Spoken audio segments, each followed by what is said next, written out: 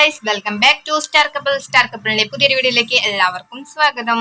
അപ്പൊ നമ്മൾ ഇന്ന് വന്നിരിക്കുന്നത് ഒരു സ്റ്റിച്ചിങ് വീഡിയോ ആയിട്ട് തന്നെയാണ് കേട്ടോ. അപ്പോൾ ഇന്നത്തെ സ്റ്റിച്ചിങ് വീഡിയോ എന്ന് പറയുന്നത് ഓണക്കല്ലേ വരാൻ പോണത്. അപ്പോൾ ഓണത്തിന് വേണ്ടി നമ്മൾ കസ്റ്റമൈസ് ചെയ്തിട്ടുള്ള ഒരു പട്ടുപാവാടയാണ്. അപ്പോൾ വീഡിയോ ഞാൻ ഇന്ന് ഉൾക്കൊള്ളിക്കാൻ പോകുന്നത് പട്ടുപാവാടയുടെ. എന്നാണ് ഞാൻ വലിയവർക്ക് വേണ്ടിയുള്ള ഒരു പട്ടുപാവാടയുടെ ടോപ്പാണ് കാണിച്ചിട്ടുണ്ടായിരുന്നത്. ഇപ്പോൾ ശരിക്കും ഒരു ബേബീസിന്, അതായത് ഒരു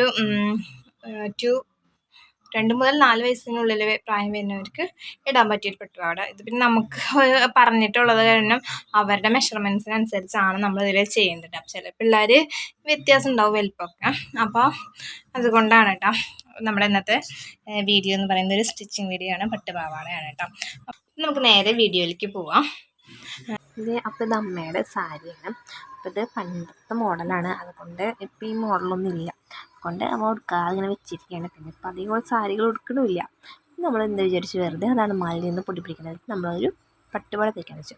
നമ്മൾ 2 കുഞ്ഞ് പട്ടുപാവാടയാണ് കേട്ടോ. അതായത് 2 വയസ്സ് 4 വയസ്സ് പ്രായമുള്ള കുട്ടികൾക്ക് വേണ്ടിയാണ് തയ്ക്കുന്നത്. എനിക്ക് പിന്നെ എന്താണെന്ന് വെച്ചിട്ടുണ്ടെങ്കിൽ ഡയറക്റ്റ് അപ്പോൾ ഒരു സ്റ്റിച്ചഡ് ക്ലോത്തിൽ നിന്ന് മെഷർമെൻറ്റ്സ് എടുത്തിട്ട് വേണം എനിക്ക് തുണി വെട്ടാൻ. അല്ലാതെ നമ്മൾ എഴുതി വെച്ചിട്ട് അങ്ങനെയൊന്നും പറ്റില്ല. അപ്പോൾ എടുത്തെടുത്ത് വെട്ടാം.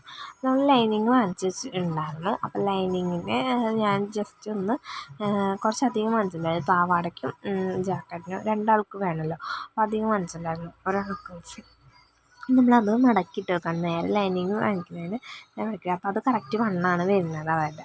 നമ്മൾ നേരെ എന്ത് ചെയ്തു, കറക്റ്റ് വണ്ണായത് കൊണ്ട് തന്നെ നമുക്കിനി നേരെ ഷോൾഡർ നെക്ക് വെട്ടാൻ വെച്ചു. അപ്പോൾ ഷോൾഡർ മൊത്തത്തിൽ ഞാൻ 5 കൊടുത്തു. അതുപോലെ 2 കഴുത്തിൻ്റെ വീതി 2 കൊടുത്തു കേട്ടോ.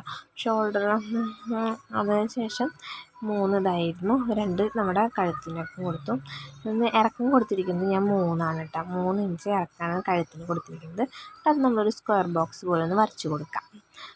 പിന്നെ നമുക്കതിൽ ഏത് ഷേപ്പാണ് വേണ്ടതെന്ന് വെച്ചാൽ പിന്നെ വരയ്ക്കാം. പിന്നെ നമ്മൾ കൈക്കുഴിയാണ്. ഞാൻ പവരേമ ഏതായിരുന്നു നോക്കുകയാണ്.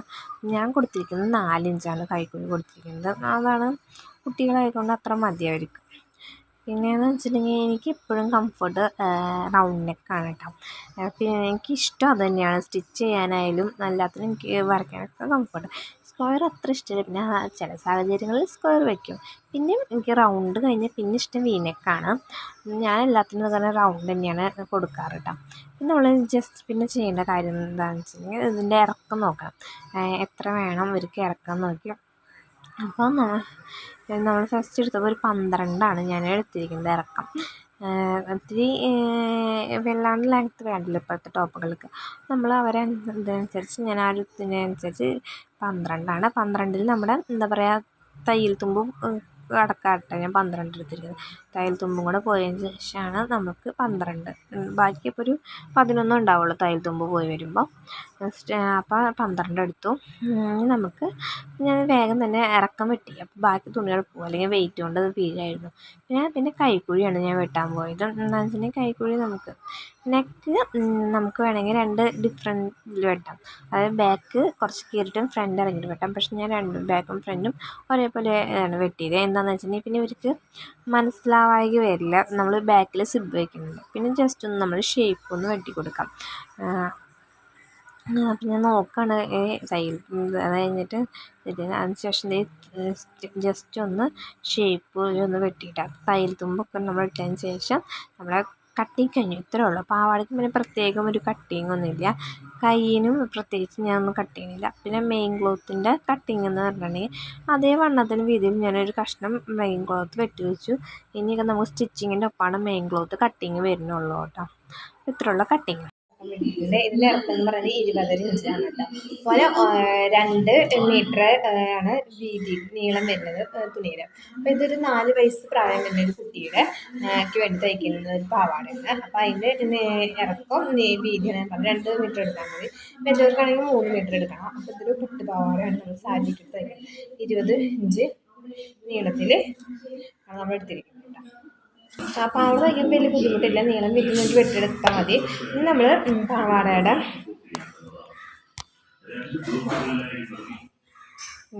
പാവാട ഇങ്ങനെ വെച്ചിട്ട് നമ്മൾ ഫ്രില്ലിട്ട് കൊടുക്കുകയാണ് ചെയ്യുന്നത്. കണ്ടോ, ഇങ്ങനെ ഫ്രില്ലിട്ട് കൊടുക്കാനാണ് പോകുന്നത്. അതിപ്പോൾ നമ്മുടെ അരവണ്ണം എത്രയാണെന്ന് നോക്കിയിട്ട് അതിൻ്റെ അളവിന് വേണം ഫ്രില്ലിട്ട് കൊടുക്കാൻ വേണ്ടിയിട്ട്.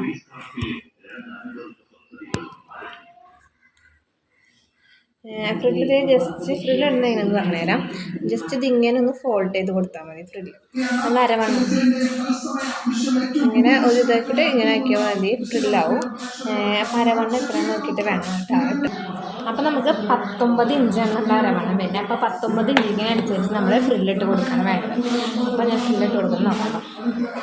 നമ്മൾ ഫ്രില്ലിട്ട് കൊടുക്കാൻ പോവാണ്. ഫ്രില്ലിടുമ്പോൾ ശ്രദ്ധിക്കേണ്ട മെയിൻ കാര്യം എന്ന് പറയുന്നത് 19 ഇഞ്ച് അരവണ്ണത്തിലേക്ക് ഉള്ളിൽ നമ്മുടെ ഫ്രില്ല് കൊള്ളിക്കണം. ഞാൻ ഇപ്പോൾ ഇട്ട് കൊടുക്കുന്നത് ഇത്തിരി വീതിയിലുള്ള ഫ്രില്ലാണ്. നമ്മൾ കൊള്ളിക്കാൻ ചെയ്യേണ്ട ട്രിക്ക് എന്താണെന്ന് വെച്ച് കഴിഞ്ഞാൽ, ട്രിക്കല്ല, അങ്ങനെയാണ് ചെയ്യേണ്ടത്. അതായത് നമ്മൾ ഫ്രില്ല് നന്നായി ഉള്ളിലേക്ക് കയറ്റി ഇട്ട് കൊടുക്കാം. അപ്പോഴാണ് നമ്മുടെ അരവണ്ണം ഇതാവുള്ളൂ. പിന്നെ നമ്മൾ വലിയവർക്കുള്ളതെന്ന് വെച്ചാൽ കുറച്ച് ഇടേണ്ടി വരും കേട്ടോ. ഫ്രില്ല് അടിച്ച് കഴിഞ്ഞിട്ടുണ്ട് കേട്ടോ. ഫ്രില്ല് ഇതേ മൊത്തത്തിൽ അടിച്ച് കഴിഞ്ഞിട്ടുണ്ട്. ഫ്രില്ല് ഇത് ഇങ്ങനെ ഫുൾ അടിച്ചിട്ടുണ്ട്. നമ്മൾ പറഞ്ഞ അരവണ്ണത്തിൻ്റെ ഇതിൽ ഫ്രില്ല് അടിച്ചിട്ടുണ്ട്. നമ്മളിതിൽ ലൈനിങ് വെക്കുന്നുണ്ട്. ലൈനിങ് വെക്കുന്നത് കൊണ്ട് നമുക്ക് ലൈനിങ് വെക്കാൻ കണ്ടു. നമുക്ക് നെയിലടി ഉണ്ട്. അപ്പോൾ പിള്ളേർക്ക് ആ വടിയിൽ അണ്ടർസ്കേർട്ട് ഇടാത്തത് കൊണ്ട് തന്നെ നമുക്ക് ലൈനിങ് വെക്കാം. അപ്പോൾ ലൈനിങ്ങും ഇതേ അരവണ്ണത്തിലാക്കണം. ലൈനിങ് ഇത് 2 മീറ്ററാണ് ഞാൻ എടുത്തിട്ടുണ്ടായിരുന്നത് വീതിയും. ലൈനിങ് ഞാൻ 1.5 മീറ്റർ എടുക്കുന്നുള്ളൂ. കുറച്ച് ഇട്ട് കേട്ടോ. ലൈനിങ് ഇത് ഗ്രീൻ ലൈൻ തന്നെ, ഈ ഒരു ഗ്രീനിലാണ് ഞാൻ എടുത്തിട്ടുണ്ട്. അപ്പോൾ അത് വയ്ക്കും, അടിക്കും. അത് വീണ്ടും നേരത്തെ പാവാടയ്ക്ക് വെച്ച മാതിരി തന്നെ നേരെ വെച്ച് പോവാണ് കേട്ടോ. 19 മതിയല്ലോ, അതിപ്പോൾ അത് കിട്ടാൻ മതിയായിരിക്കും. അരമണിക്കൂർ പോകും. ഇപ്പം ലൈനിങ്ങിന് ഫ്രില്ല് വയ്ക്കുമ്പോൾ നമ്മൾ പാവാടയ്ക്ക് വെച്ച അത്ര രീതിയിൽ വെക്കേണ്ടത്. നമ്മൾ പാവാട 2 മീറ്റർ എടുത്തിട്ടുണ്ടായിരുന്നു. ഇത് 1.5 മീറ്റർ ഉള്ള കാരണം ചെറിയ ഫ്രില്ല് വെച്ച് പോയാൽ മതി. എന്നിട്ട് രണ്ടിൻ്റെയും അളവ് നമ്മൾ സെയിം ആണോ നോക്കുക, ജസ്റ്റ് ഒന്ന് വെച്ച് അളന്ന് നോക്കിയാൽ മതി. ഇനി നമ്മൾ എന്താ ചെയ്യണമെന്ന് വെച്ചിട്ടുണ്ടെങ്കിൽ രണ്ടിൻ്റെയും സൈഡുകളൊക്കെ ഒന്ന് മടക്കി അടിക്കണം. പാവാട മെയിൻ ക്ലോത്തിൻ്റെയും ലൈനിങ്ങിൻ്റെയും സൈഡുകൾ രണ്ടും മടക്കി അടിക്കുക, അല്ലെങ്കിൽ നൂല് ഇതായത് വരും. അപ്പം രണ്ടും മടക്കി അടിക്കുകയാണ് കേട്ടോ അപ്പം ഞാൻ ചെയ്തുകൊണ്ടിരിക്കുന്നത്. ലൈനിങ്ങിന് അടിക്കണം. എന്നിട്ട് വേണം നമുക്കിനി മെയിൻ ക്ലോത്തും നമ്മുടെ ലൈനിങ്ങും തമ്മിൽ ജോയിൻ ചെയ്യാൻ വേണ്ടി. അപ്പോൾ മെയിൻ ക്ലോത്തും ലൈനിങ്ങും തമ്മിൽ ജോയിൻ ചെയ്യാൻ വലിയ ബുദ്ധിമുട്ടില്ല. ഇതിങ്ങനെ വെച്ചിട്ട് നമ്മളൊരു അടി അടിച്ച് കൊടുക്കണം. മെയിൻ ക്ലോത്തിൻ്റെ നല്ല പൊട്ടപ്പുറത്ത് ലൈനിങ് വെച്ചിട്ട് ഡയറക്റ്റ് തന്നെ നമ്മൾ അടിച്ചു കൊടുക്കുകയാണ് ചെയ്യുന്നത്. അപ്പോൾ രണ്ടും എന്താ പറയുക, ഫ്രില്ല് ഇടുമ്പോൾ തന്നെ ഒരേ ഇതിൽ ഇടണമെന്നോ അതുകൊണ്ടാണ് പറയണത് കേട്ടോ. അതിനുശേഷം അതടിച്ച് കഴിഞ്ഞതിന് ശേഷം നമുക്കിനി അരപ്പട്ട വയ്ക്കാം. അരപ്പട്ട വയ്ക്കുന്നത് അതിനേക്കാൾ 19 ഇഞ്ചാണ് നമ്മൾ അരവണ്ണം. അതിനേക്കാട്ടും 4 ഇഞ്ച് കൂടുതൽ തുണി കഷ്ണം വെട്ടിയിട്ട് കുറച്ച് ഉള്ളിലേക്ക് മടക്കിയിട്ട് തുമ്പത്ത് തന്നെ വെച്ച് കൊടുക്കുക. പൊട്ടപ്പുറത്ത് ആ വെട്ടിയ പീസിൻ്റെ നല്ല പുറം ലൈനിങ്ങിൻ്റെ ഉള്ള പുറത്ത് വെച്ചിട്ട് അടച്ചിട്ട് ഇപ്പുറത്തേക്ക് മടക്കി തുമ്പൊന്ന് മടക്കി ആ തുമ്പത്ത് കൂടെ തന്നെ അടിച്ച് പോയാൽ മതി. ഈ അരപ്പട്ട വയ്ക്കുന്ന വീഡിയോ വേണമെങ്കിൽ വല്ലതും പറയുകയാണെങ്കിൽ സെപ്പറേറ്റ് തന്നെ ഷോർട്ട്സ് ആയിട്ട് ചെയ്യാം കേട്ടോ. ഇത് നമ്മുടെ അതടിച്ച് കഴിഞ്ഞു. അതിന് ശേഷം സൈഡ് 2 അടിക്കാം. ആദ്യം ലൈനിങ് അടിക്കുക, അതിന് ശേഷം മെയിൻ ക്ലോത്തിൻ്റെ സൈഡ് അടിക്കുക വേണ്ടോ. അപ്പോൾ ഇത്ര കൊണ്ട് നമ്മുടെ പാവാട പണി വളരെ സിമ്പിളായി ചെയ്യാവുന്ന ഒരു പാവാടയാണ്. നമുക്ക് ഹുക്ക് വെച്ച് കൊടുക്കാം കേട്ടോ. ഇനി നമ്മൾ നേരെ ബ്ലൗസിലേക്ക് കാണുന്നു. ബ്ലൗസ് നമ്മൾ എടുത്തിരിക്കുന്നത് ആ സാരിയുടെ മുന്താണി ഭാഗമാണ്. ഇതൊരു എന്താ പറയുക ബ്രൗൺ കളറാണ്. അപ്പോൾ ആദ്യം തന്നെ ബ്ലൗസിൻ്റെ പൊട്ടപ്പുറത്ത് നല്ല പുറത്ത് നമ്മൾ ലൈനിങ് വെച്ചിട്ട് നമ്മൾ ലൈനിങ്ങിൻ്റെ അടിച്ചു കൊടുക്കാം. അതിന് ശേഷം കഴുത്തിൻ്റെ അതേ ഷേപ്പിൽ നമ്മൾ മെയിൻ ക്ലോത്ത് മാറ്റാം. ലൈനിങ് വെച്ച് തന്നെ അതേ ഇരുത്തി വെച്ച് വെട്ടാലോ നമുക്ക്. അതിന് ശേഷം നമ്മളൊന്ന് ജസ്റ്റ് സൈഡൊക്കെ ഒന്ന് ചെറുതായി വെട്ടിയിട്ട് കഴുത്ത് മറിച്ചിട്ട് കൊടുക്കാം.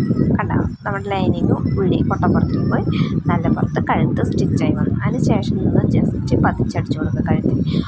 ഫ്രണ്ട് നെക്കായതുകൊണ്ട് നമുക്ക് 2 അടി അടിക്കാം. ബാക്ക് നെക്കാണെങ്കിൽ 1 അടി അടിക്കാം. ഇതേപോലെ തന്നെയാണ് ബാക്കിൻ്റെയും കഴുത്ത് ചെയ്യേണ്ടത് കേട്ടോ.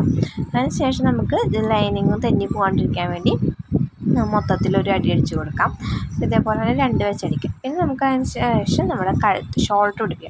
ഷോൾഡർ രണ്ടും ബാക്കും ഫ്രണ്ടിനും നല്ല പുറം കൂട്ടിയിട്ട് ലൈനിങ് ഒന്ന് ഫ്രണ്ട് വശത്തിന് ലൈനിങ് ബാഗിലേക്ക് ഫോൾഡ് ചെയ്തിട്ട് ഒന്ന് അടിച്ചു കൊടുത്താൽ മതി. അപ്പോൾ ഈ ഷോൾഡർ അടിക്കുന്നതിൻ്റെ ഇത് നമ്മൾക്ക് എന്താ പറയുക സ്റ്റിച്ച് കാണാത്ത രീതിയിൽ ഷോൾഡർ അടിക്കാം. അത്രേ ഉള്ളൂ കേട്ടോ ഈ സ്റ്റിച്ചിങ്. അപ്പോൾ അത് വേണമെങ്കിൽ അതും പറയാൻ ഞാൻ ഷോർട്ട്സ് ആയിട്ട് വീണ്ടും ഇടാം കേട്ടോ. അപ്പോൾ അത്രേ ഉള്ളൂ നമ്മുടെ ഷോൾഡർ ഫിറ്റിങ്. ഇനി നമ്മൾ നേരെ എന്താ വയ്ക്കാൻ പോകുന്നത് വെച്ചാൽ സിബ് വയ്ക്കാൻ പോകണം. അപ്പം നമ്മൾ ആദ്യം തന്നെ ബാക്കിൽ സിബ് വയ്ക്കുന്നത് കൊണ്ട് നമ്മൾ 2 ഒപ്പത്തിന് മടക്കിയിട്ടു. അതിനുശേഷം നമ്മൾ സിബിൻ്റെ അളവെടുത്തു. എന്തോരമുണ്ട് സിബ് വെച്ചിട്ട് അളവെടുത്തിട്ടുണ്ട്. അപ്പം ഓക്കെ, അളവ് അനുസരിച്ച് നമ്മൾ സിബ് വയ്ക്കാൻ ചോക്ക് കൊണ്ടൊക്കെ ഒന്ന് അടയാളപ്പെടുത്തി കൊടുക്കാം. അങ്ങനെ എന്തോരം സിബ് വയ്ക്കണം എന്നിട്ടാ. അപ്പോൾ നമ്മൾ അതിന് ശേഷം ആ സിബ് വയ്ക്കേണ്ട അളവിലേക്ക് കട്ട് ചെയ്തെടുത്തു. അതിന് ശേഷം ഒരു ചെറിയ ഒരു സിബിൻ്റെ അളവിനേക്കാളും കുറച്ച് വലിയൊരു പീസ് ഒരു ലൈനിങ് പീസിൻ്റെ എടുക്കാം. എന്നിട്ട് ആ ഒരു പീസ് ഒന്ന് കട്ട് ചെയ്തിട്ട് നമ്മുടെ മെയിൻ ക്ലോത്ത്, അതായത് നമ്മുടെ നല്ല പുറത്തിട്ടിട്ട് അടിച്ചു കൊടുക്കുക. അതായത് നമ്മൾ കട്ട് ചെയ്തതിൻ്റെ 2 വശത്തിൻ്റെ അരികത്ത് കൂടെ നല്ല പുറത്തിട്ടിട്ട് ഒരു ജോയിൻ ചെയ്യുന്ന പോലെ, ഒരു ഏപ്പ് വയ്ക്കുന്ന പോലെ അടിച്ചു കൊടുക്കുക. അപ്പം ഞാൻ ഡീറ്റെയിൽ വീഡിയോ ഞാൻ ഷോർട്സ് ആയിട്ട് ഇടാം.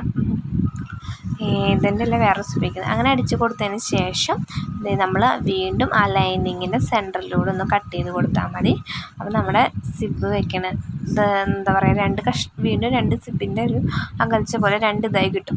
അതിന് ശേഷം നമ്മൾ വീണ്ടും ഒന്ന് മറച്ച് വെച്ച്, നമ്മൾ നേരത്തെ കഴുത്തൊക്കെ മറക്കണ മാതിരി തന്നെ ഒന്ന് നല്ല പുറത്തത്ത് അത് പൊട്ടപ്പുറത്തേക്ക് ഒന്ന് മറച്ച് വെച്ചിട്ട് ഒന്ന് പതിച്ചടിച്ച് കൊടുക്കുക. 2 ദിവസം അടിച്ച് കഴിഞ്ഞിട്ട് ഇനി വേറെ ഒന്നുമില്ല, നമ്മുടെ ഈ സിബ് പൊട്ടപ്പുറത്ത് വെച്ച് അടിച്ചു കൊടുക്കുക മാത്രം ചെയ്താൽ മതി, വേറെ പണിയില്ല കേട്ടോ.